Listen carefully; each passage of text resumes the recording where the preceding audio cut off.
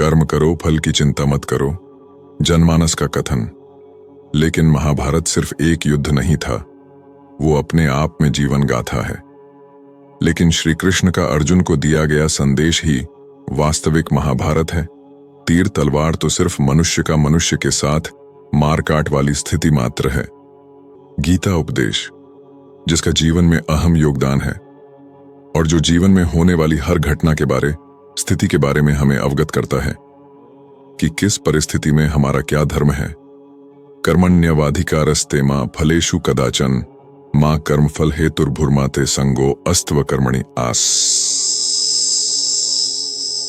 ये श्लोक संख्या 47 है, जिसे श्रीमद् भागवत गीता के दूसरे अध्याय से लिया गया है।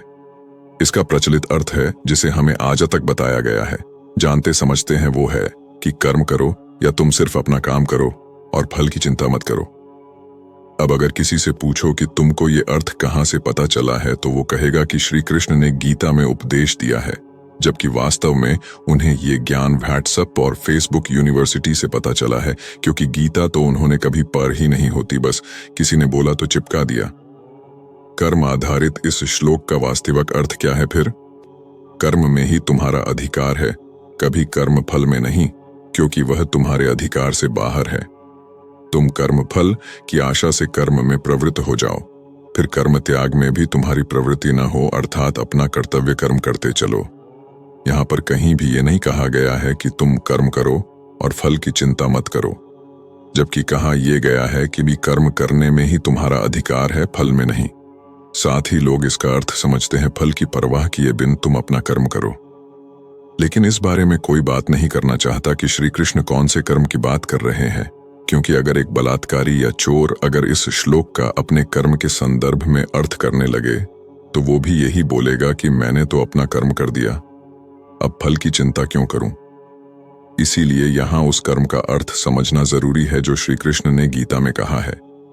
युद्ध के मैदान में खड़ीडीढ़ा अर्जुन अपने स्वजनों के मोह में फंसकर अपने युद्ध के कर्म से पीछे हट रहा है।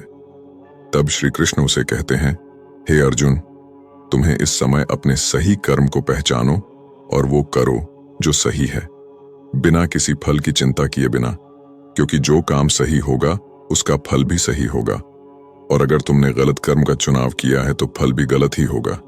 इसीलिए हे पार्थ, तुम्हारा अधिकार सिर्फ अपना कर्म करने में है, उसके फल की चिंता में नहीं। कुछ भी करने से पहले हम चयन करते हैं सही और गलत का। श्री कृष्ण कहते हैं कि जो कर्म मुझे ध्यान में रखते हुए, अर्थात सत्य को ध्यान में रखते हुए किया जा रहा है, वो ही सही कर्म है। जो काम निष्काम भाव से, अर्थात अपनी कामना को पीछे रखकर किया गया है, वो ही सही कर्म है। लेकिन हमें अपनी उस कामना को पीछे रखकर निष्काम कर्म करना आता ही नहीं है, फिर हम जो चुनाव करते हैं वो गलत ही होता है। जब उस काम में डर और तनाव होता है तो श्री कृष्ण को बदनाम करते हैं और अपने मन को तसल्ली देने के लिए कहते हैं कि कर्म करो, परंतु फल की चिंता मत करो।